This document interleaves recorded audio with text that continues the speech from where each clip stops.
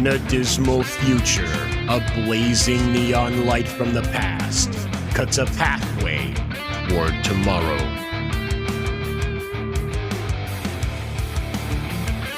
Bounding into comics and Brett R. Smith present Escape from the Future.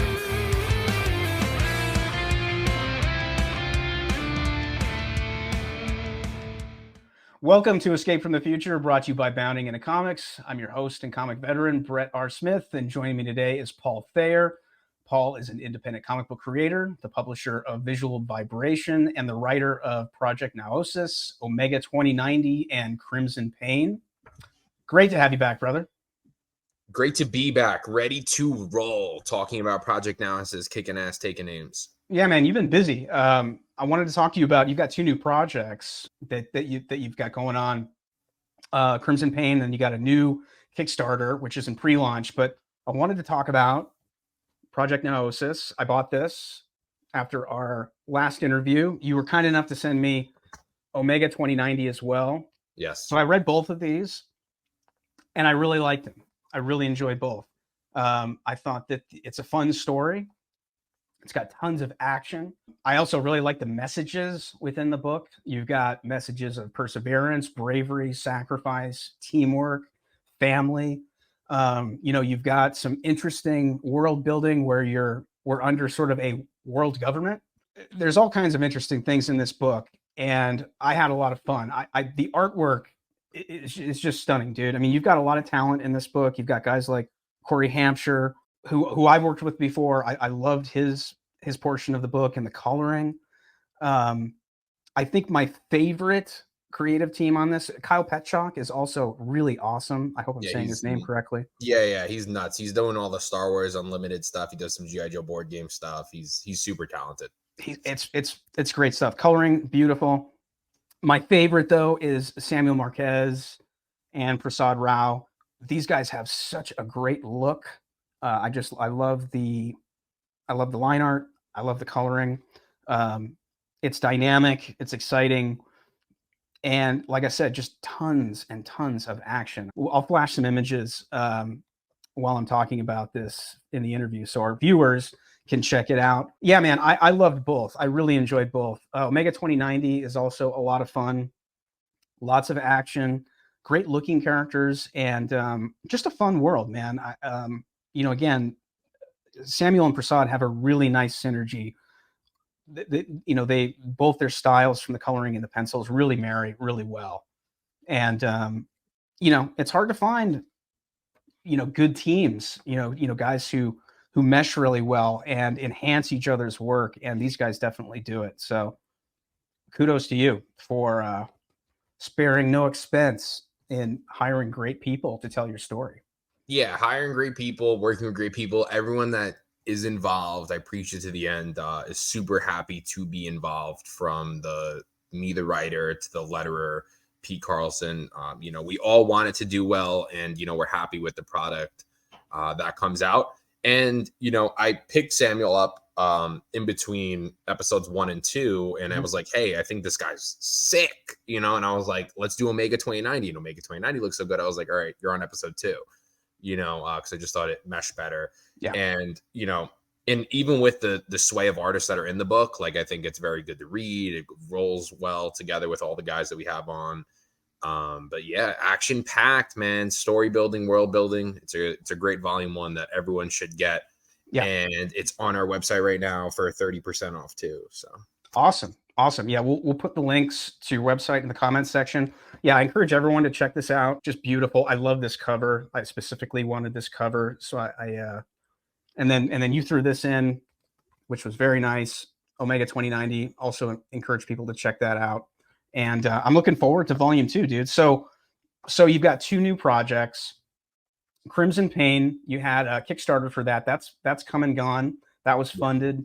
That's in the printing process. Is that correct? Yeah, it should be arriving on the 19th. We're going to send them all out right before WonderCon. And then, you can still order them on my website. And when we get the all the books to the house, that we send them all out.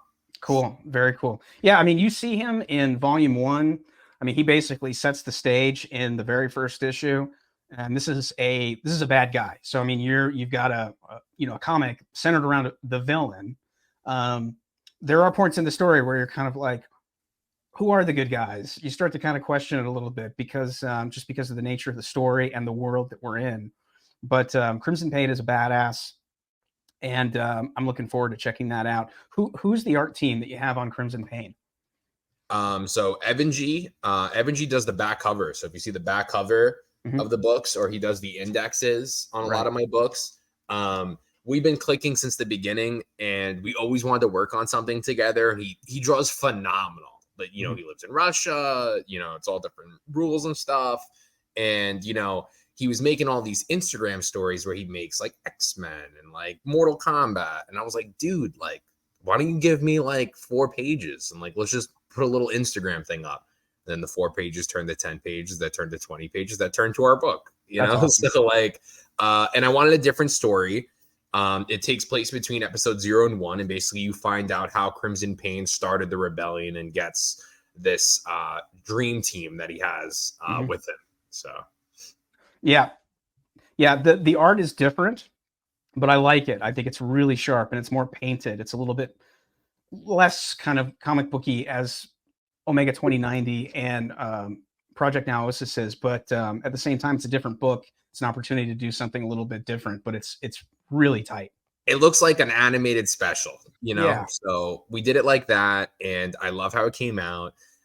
It's Crimson Payne going absolute havoc for 22 pages, and then we have it's a one shot, so you can get the book, enjoy the book, and of course it builds to the lore of the world and the story, but you have a one and done issue, beginning, middle, and end, which I try to do in every single book. Yeah.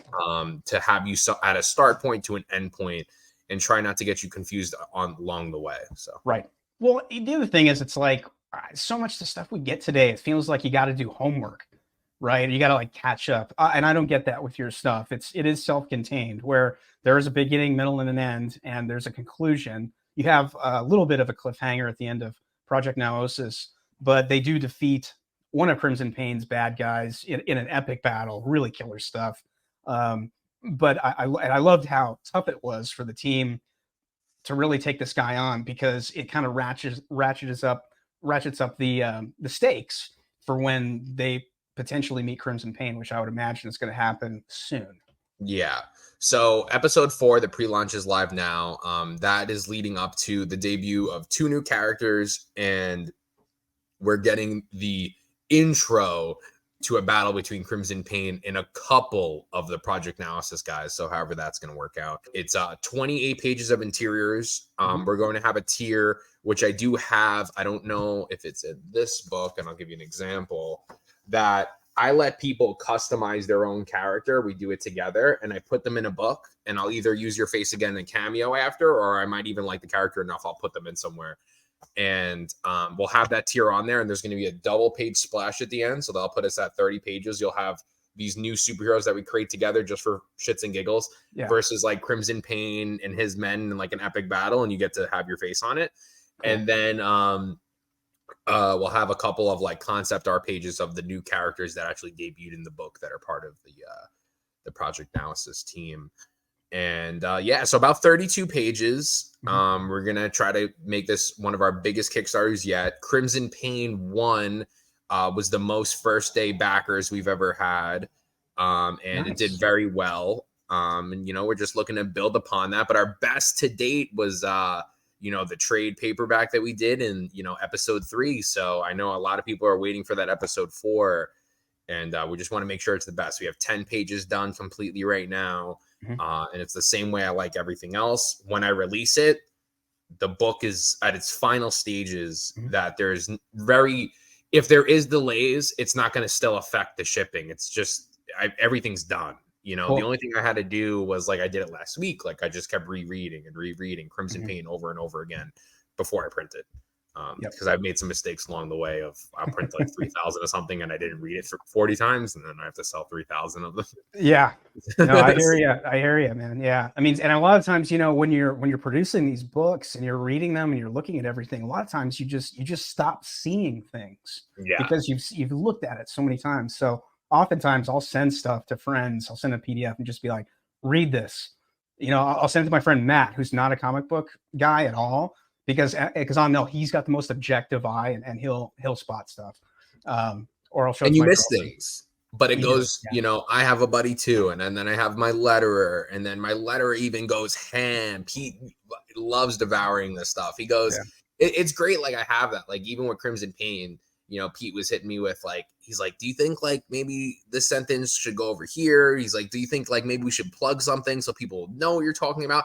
And I'm not thinking sometimes like of certain things that I have to include. So it's great to have like everyone involved in that, to make sure it's like stands out. And you got to understand, like, and I say this all the time, like art is art. So like things change and you got to be able to delete whatever needs to be deleted and move forward. Like there's things in the script that completely change just because Samuel decided to change a background somewhere. And it just, when the book comes in, I just change that part of the script where I might've said something different. And then just move forward because like his vision and my vision and all of our visions together will make the best product possible. And, it usually works for the best because then it makes my mind think, wait, what if it was this time this happened? Or like, for example, like people see Project Naosis exists, that originally wasn't supposed to happen until later on, but I originally had this good scene. It was going to be like Vantage versus them, and they're in like this mall or something, and they're like fighting in the mall. And then he drew the splash page and he was outside, and I was like, whatever. We're going with it, dude. So like, it's they're fighting in the middle of the city. So So it changed with that, and it worked a lot for the better because it changes a lot of things that would have happened later on. And the humans haven't had superheroes since episode 0. So from them seeing that, what's the effects on are these guys superheroes? And it's the same point of like, no, these guys are soldiers that murder villains and eliminate them off the earth so more people don't die. And now they're going to be in the spotlight of like, oh, these are our celebrities. And it's not like that. So and that's a different aspect of that too, of like how, the government will start shifting ideologies on people and maybe putting their attention somewhere else. Over there when this thing is happening over here. Because we're in that kind of a world. We're sort of in a one world government, dystopian future in a way. And I like the idea of them being not so much superheroes, but a kind of superhero mercenaries. I mean, they're there to do the greater good and to take the bad guys out. But, it's not like Batman. It's not like Daredevil. So there's, these guys go for the throat. So they take no prisoners. The characters that debut in episode 4, these were street level heroes that are going to interface with the Project Naosis, and they're also getting their own one shot right now that don't kill, that don't want to kill, or don't want to kill yet. Interesting. So like it's all about that perspective and different things. And I'm trying to think of like like if I was the civilian there, how would that civilian feel, and how would that soldier feel?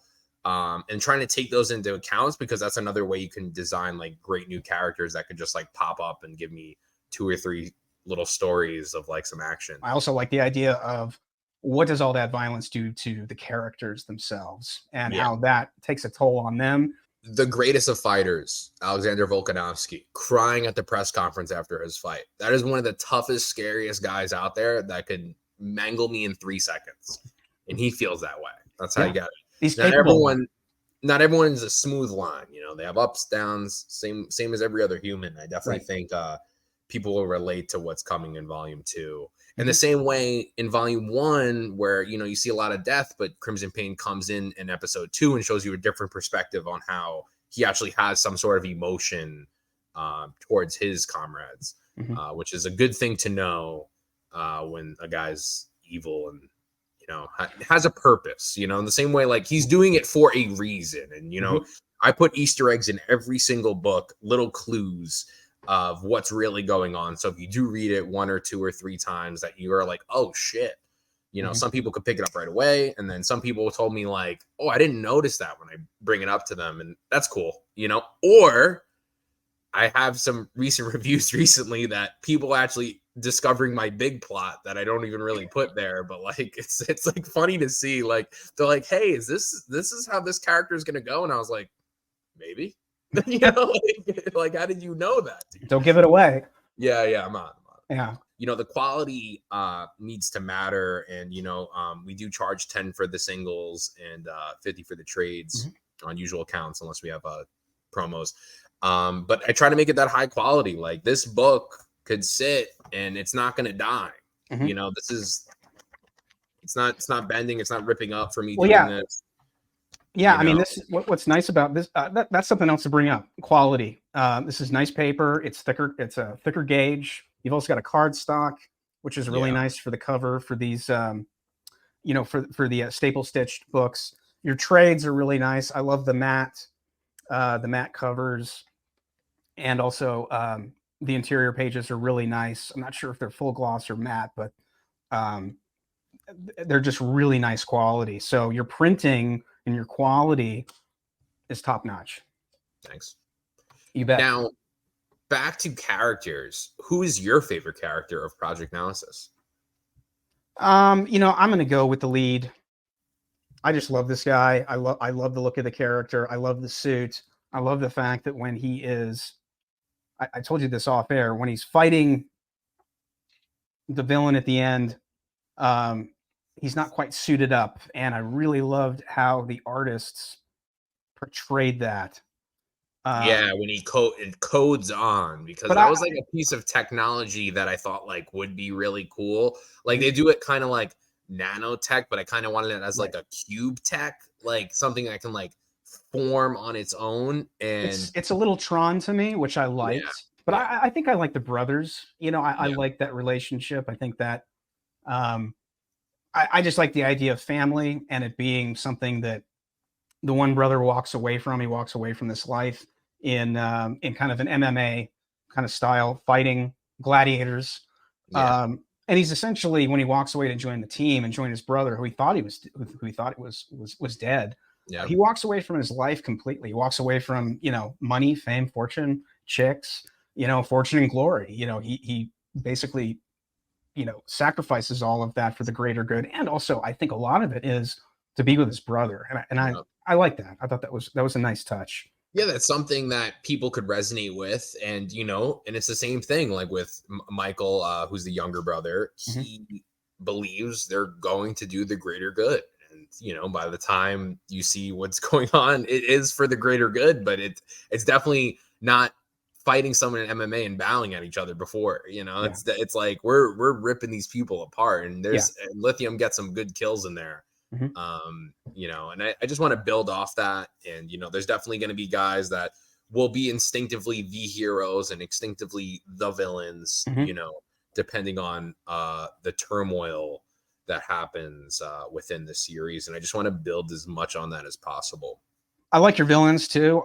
You know, they're not weak. They don't pussyfoot around. They kill people. They wreak havoc. They're real villains. You know, it's not, you know, so often we get these villains which are kind of milquetoast, you know, outside of Thanos. You know, it's like in the Marvel, I look at a lot of the villains like in Guardians movies, and I'm just kind of like, especially that first one, I was just like, was it Ronan? I think I was just like, they didn't do him right. You know, I mean, if you're in a dance off, frankly, then I don't believe the villain's that bad. So I mean, I know a lot of people like that scene, and it's fun and it's quirky and it's kind of offbeat, but you know, I want to believe that the villains are true badasses. So the stakes are clearly defined, that this guy is a threat and we got to take him out.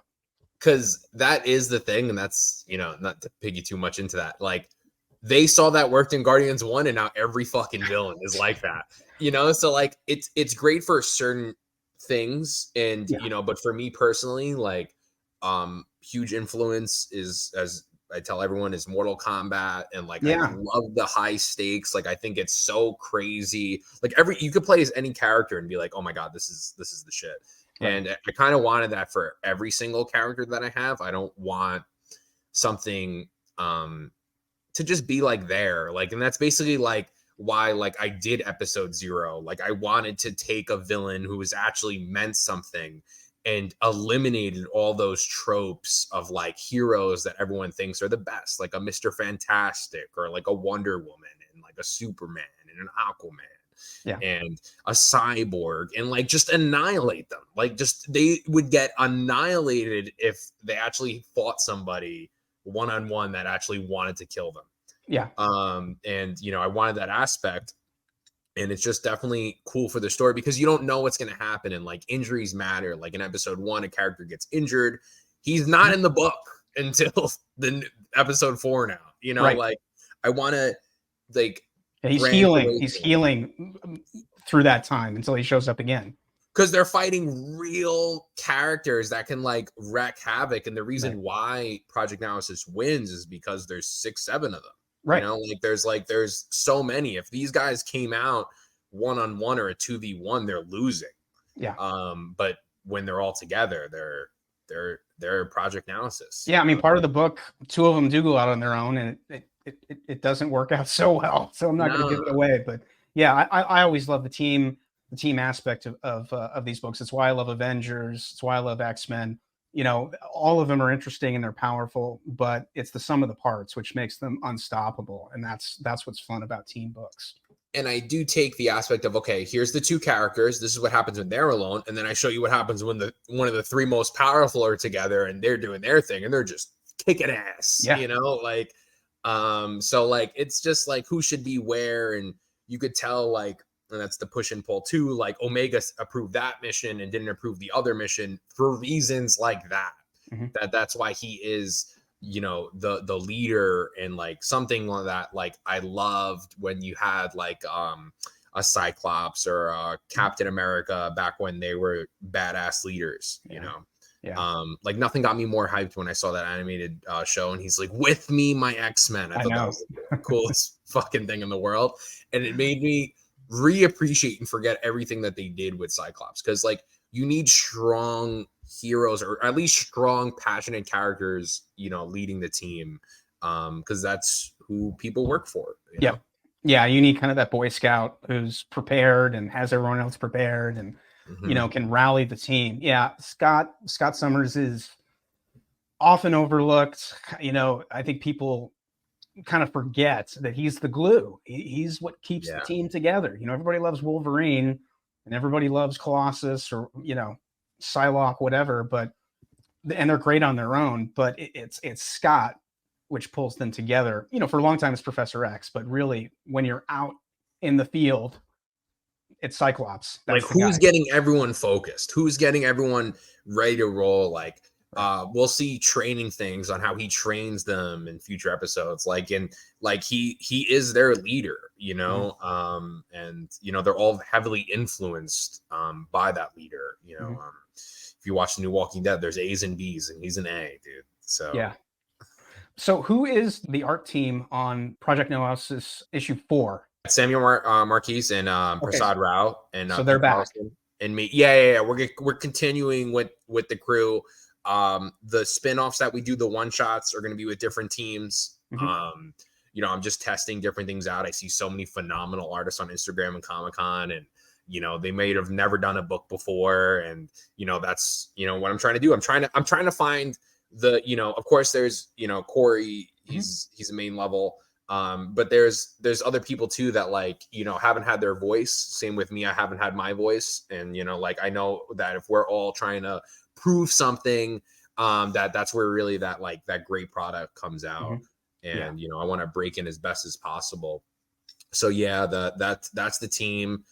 We have about 10 pages done. It is nuts. It's definitely more building. There's definitely a lot of action still, but there's more building to like how are they reacting to certain things, and who's what, and who's really calling the shots, and what are the politics involved in these things, which we see a lot more in this next episode. You'll see like the celebrity life of some people and other things. So like it's just building up that world for me to rip it all down. That's the idea. That's awesome. So our viewers can check that out on Kickstarter. We'll link to that. You guys are in pre-launch phase, but I imagine you're probably going to launch pretty soon. You're probably waiting for some pages and stuff, I'd imagine, to come in order to. Yeah, once teased. we're at like 24 pages done, like, and I know it's colored and I know it's there because things happen. Like, like Yeah. it's great that we don't have deadlines, but like sometimes people need to travel. Sometimes people have family things. Like, Yeah. that's why it's great to have all these books being made at once. Like, Mm-hmm. to be honest, the Crimsone Payne book took about a year, because he's so busy with other things and his jobs that he does. And I would get a page or two every couple of months, and there was no rush because I have all these other things being made. And then it was just great to like have it and just push it, because I could have easily been like, hey guys, need some money, give me it now, and we'll be done with the book in a year. No, I want you guys paid for that book a week ago, and that book will be shipped out to you on the 20th. Nice. So I want to keep that routine going, and I hope everybody sees that and goes, I'm not going to wait. And if you order things on my website, it comes in, I ship it in 1 to 3 days. Yeah, no, I got this stuff very fast, very quickly. There was no issue. I ordered off the Indiegogo just because I wanted this. I couldn't find it on your website, Yeah, but I wanted this specific one. Now it's on. But that was the only reason. I remember I messaged you. I was like, I got my order in.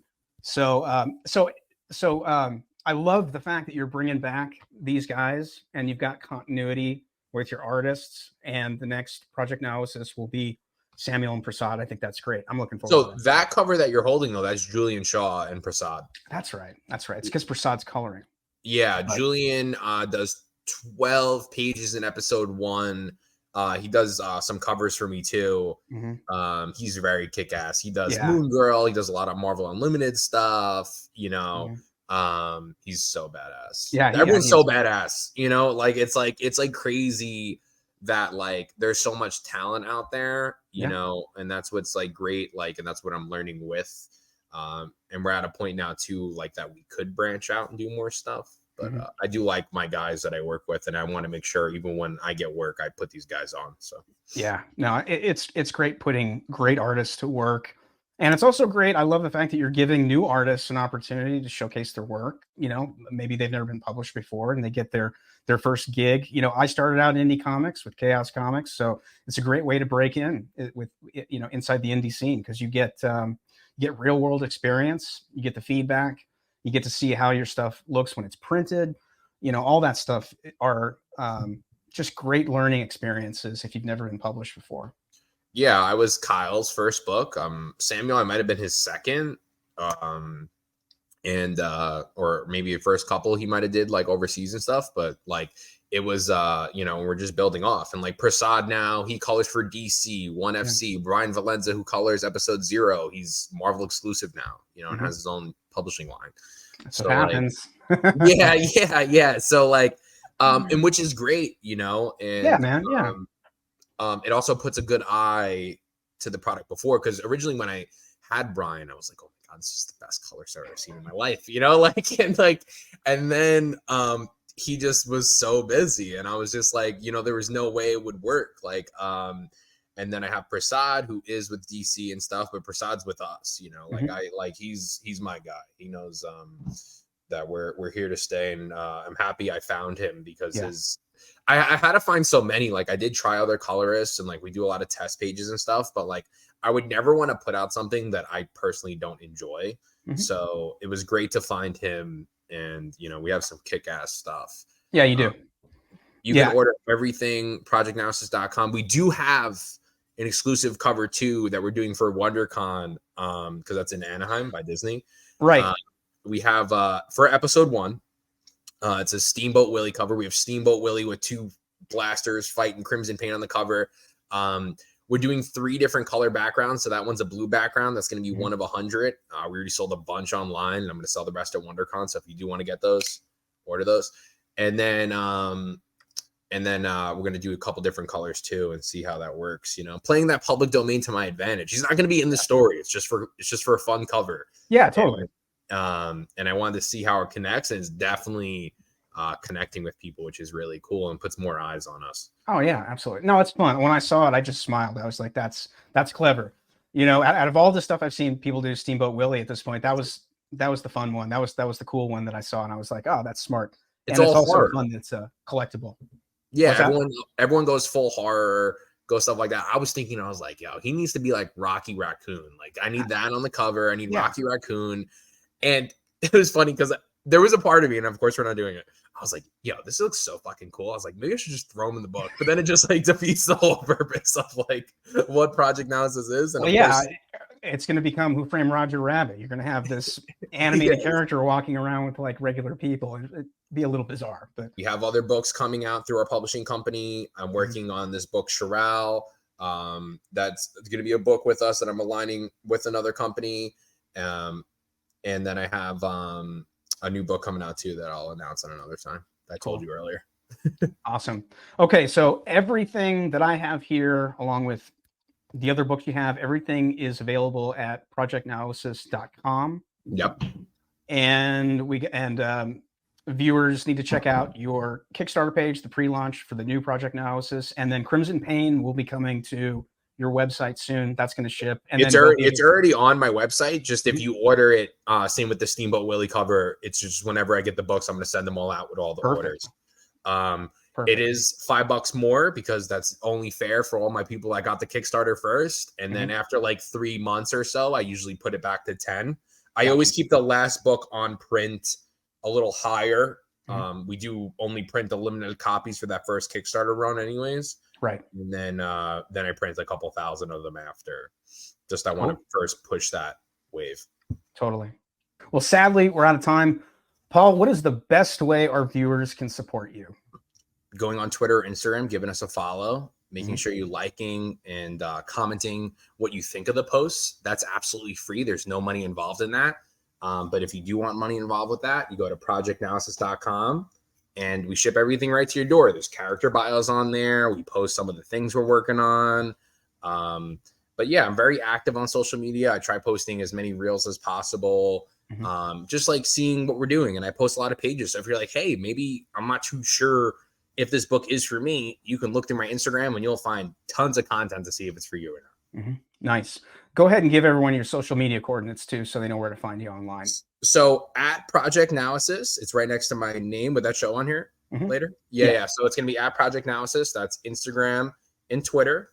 And, Paul Thayer Writer on Instagram and LinkedIn as well. We posted our visual vibration page finally. So nice. We're getting there. But yeah, Project Naosis, Twitter, Instagram, that's where I'm the most active. You message me, it goes to me, and we go from there. Awesome. All right. So for more videos like this one, subscribe to Bounding into Comics channel on YouTube and Rumble. Also, make sure to like this video and leave a comment. Have you read Project Naosis or Omega 2090? If you have, let us know what you think in the comments. Thanks for hanging out with us, and we'll see you next time.